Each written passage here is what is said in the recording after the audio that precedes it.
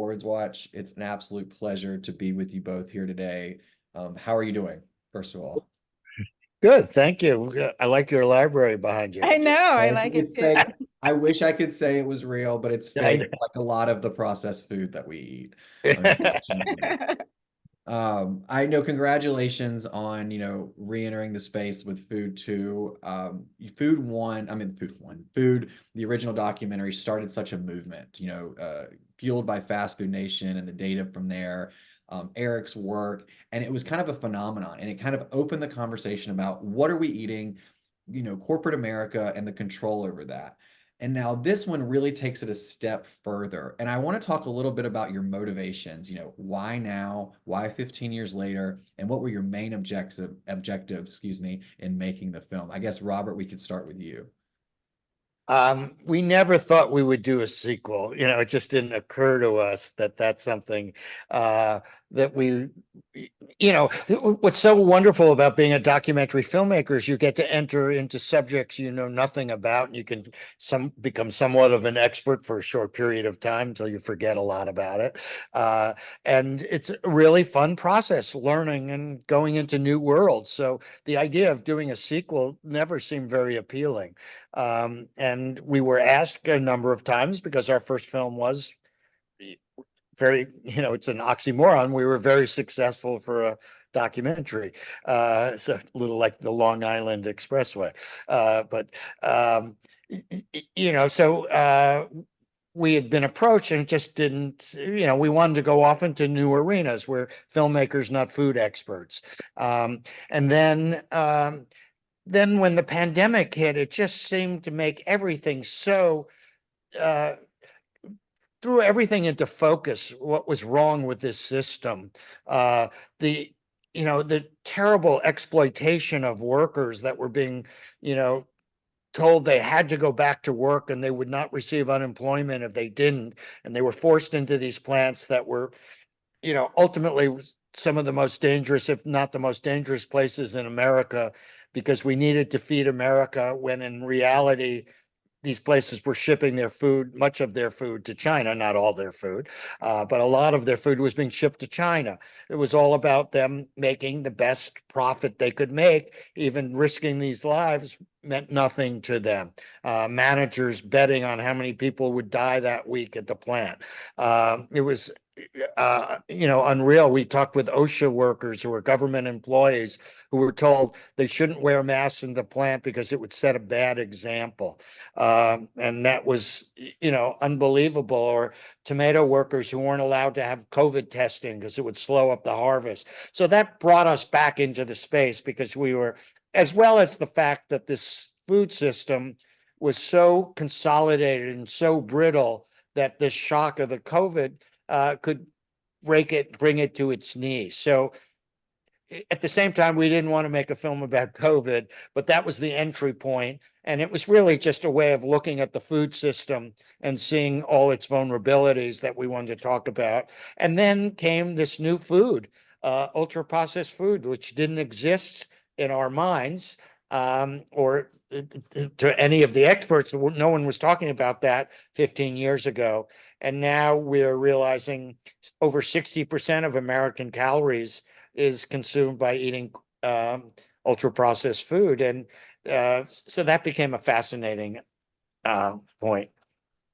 Absolutely. And there's just so much to learn for it. And Melissa, care to add anything to that? I mean, that was, it pretty much sums everything up. But what were your main objectives? What made you really say, hey, we need to tell this story. We need to tell it now? Well, it did seem like a moment in time where the nation was aware of how vulnerable our workers are. It was a scary time for workers, and it felt like an opportunity to tell stories of different workers in the food system that we haven't seen those stories quite enough. And I think, like Robbie said, we covered consolidation in the first film, but it has gotten worse, and it seems essential to show that we've been told that allowing companies to get bigger and bigger will result in lower prices for consumer and be a win for us as a society.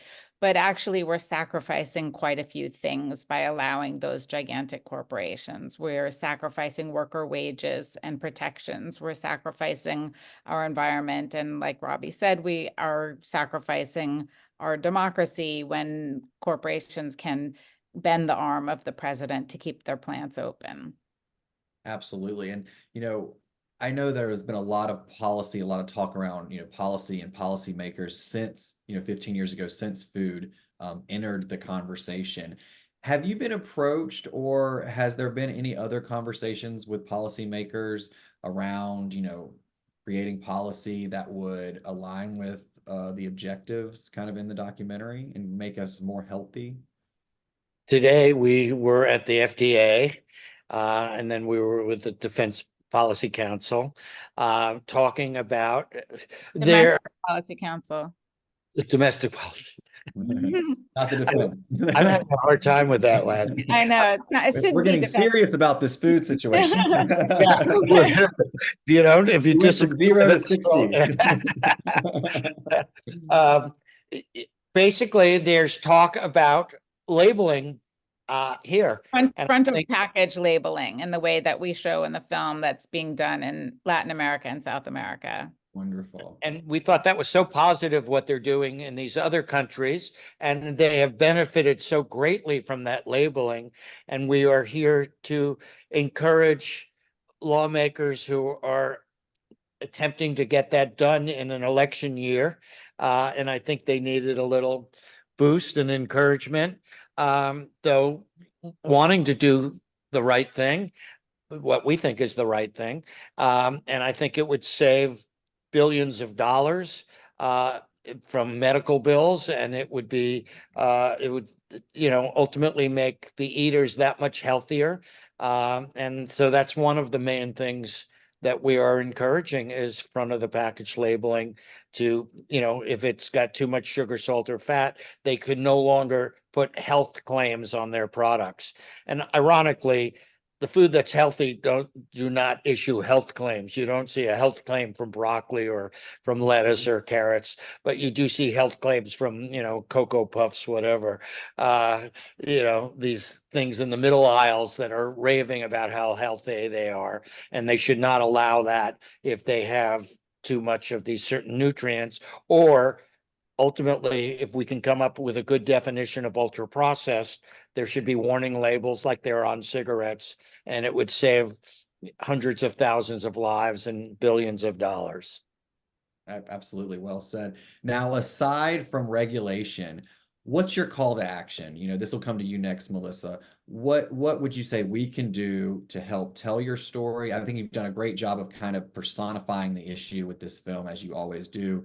But how can we take it a step further? What can we do in our homes, and how can we, in our relationship with food, how can we help us to create a healthier society? On a personal level, we can all cook more. That's one thing we can do. And I would say just a continued awareness of where our food comes from, who's making it and how it's made, demanding that kind of information, seeking it out, and advocating for what you believe in.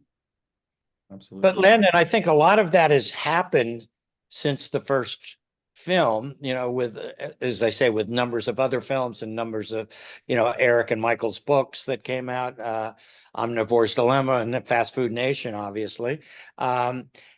But, so I do think that people do really care. The problem is it gets more complicated, more and more complicated, because these food companies are wanting to figure out ways of selling you this food, even when you do care, and making it very confusing. And we're hoping to simplify that.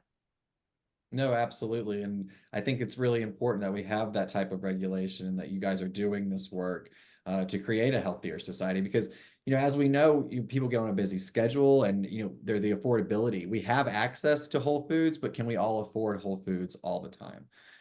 So we have to still solve for that. And so it's thank you so much for creating the film and continuing your work, and for speaking with us today. We've all learned so much, and we can't wait to continue your work and maybe hopefully see a Food 3 where we've solved all of our problems, and maybe Right. then it can be recipes, you know, or something. Right.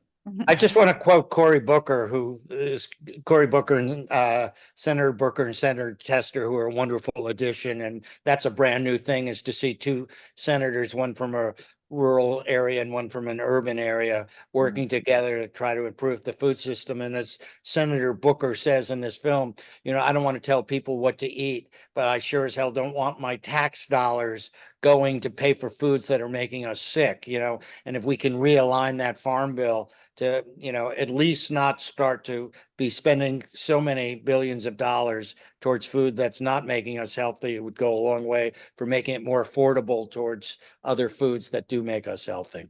Absolutely. Absolutely. Well, thank you Thank so you for much. this. And thank you Thank so you. much, and have a wonderful day. You too.